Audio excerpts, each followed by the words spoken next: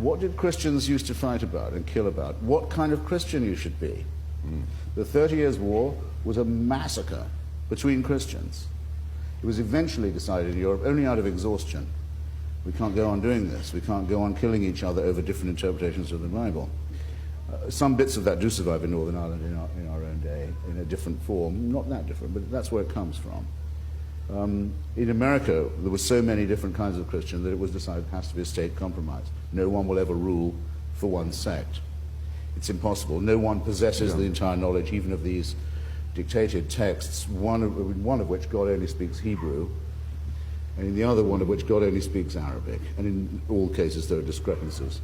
And though I revere the King James Version of the Bible, I also revere the Lady Governor of Texas, who once said about religious instruction in schools that if Hispanic immigrants having to assimilate it in this way, she said, well, if English is good enough for Jesus, it's good enough for me.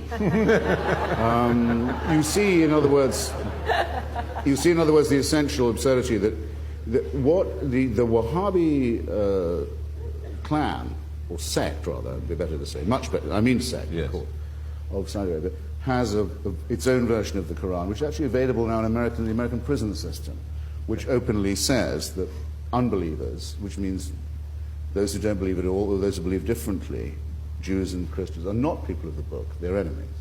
That's their version of it. That's handed out now by tolerant people who believe in pluralism. The Saudi government has paid for madrasas in America to promulgate that view of Islam.